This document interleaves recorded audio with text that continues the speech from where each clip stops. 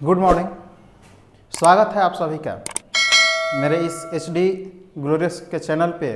और आज हम लोग पढ़ने जा रहे हैं 9th क्लास का एक पोएम है, फर्स्ट पोएम, जिसका नाम है ग्रैंड मदर।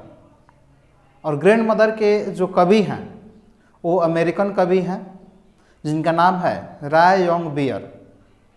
और ये ग्रैंड मदर लिखे हुए हैं, हम लोग अपने यहाँ उनको नानी कहते हैं।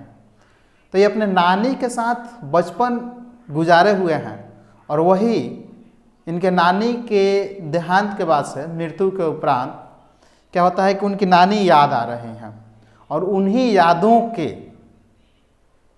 ख़त्म करने के लिए ये एक कविता लिख रहे हैं, जिसमें कविता की शुरुआत कर रहे हैं कि इफ़ आई वेयर टू सी, क्या लिखते हैं? इफ़ आई वेयर टू सी।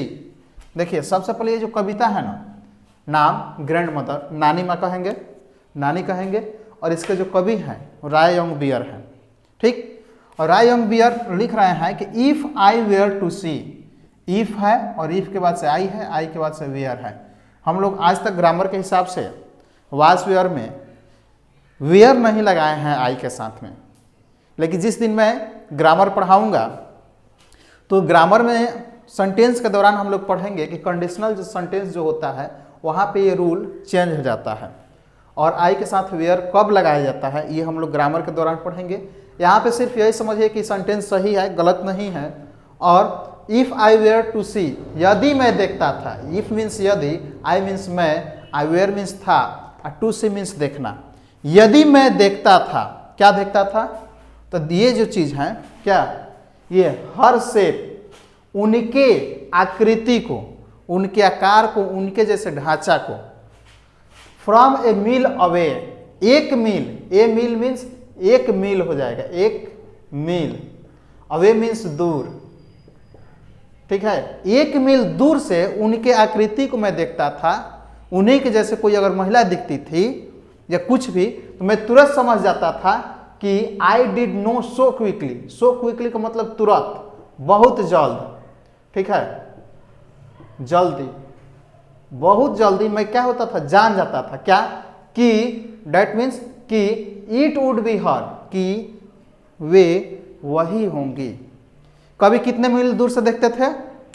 ये आपका फिल इन द ब्लैंक्स में क्वेश्चन दिया हुआ है कि फिल इन द ब्लैंक्स में नहीं, ट्रू फॉल्स में है कि कभी 2 मील दूर से देखते थे अपने दादी माँ को, तो वो गलती हो जाएगा। क्या है? ए मील अवे, 1 मील दूर से देखते थे अपने दादी माँ को, और देखने के बाद से क्या होते थे, तुरंत वो जान जाते थे। क्या? कि इट वुड बी हर, कि ये वही होंगी। कौन होंगी? इनकी दादी, दादी नहीं, नानी माँ होंगी। नानी माँ की जो स्कार्फ है, स्कार्फ मीन्स दुपट्टा, वो किस कलर का है? पर्पल कलर का है। वो बैगनी कलर की दुपट्टा ओढ़ी हुई वो आती थी और मीलों दूर से ये देख करके जान जाते थे, पहचान जाते थे। और क्या देखते थे? पर्पल कलर का स्कार्फ देखते थे, दुपट्टा देखते थे, and the plastic shopping bag, और हाथों में क्या कहेंगे, प्लास्टिक के शॉपिंग बैग होता था उनके हाथों में, हाथ में ऐसे टांग के। और मीलों दूर से जब वो आती थी तो कवि राय यंग बियर देख करके 1 मील दूर से ही पहचान जानते थे कि ये क्या है, इनकी दादी ही हैं या इनकी नानी ही हैं। कह रहे हैं और क्या होता था, जब यदि आई felt hands on my head. अगर देखिएगा बच्चे जो होते हैं ना, छोटे छोटे बच्चे मासूम से, वो क्या होता है कि दादी या घर के और भी सदस्य आते हैं और आप आकर के पीछे से ऐसे आंख बंद कर लेते हैं या ऐसे सिर पे हाथ रखते हैं और कहते हैं कि बताओ बाबू कौन। ठीक है, तो इनकी दादी भी आती थी और आकर के ऐसे सिर पे हाथ धो देती थी।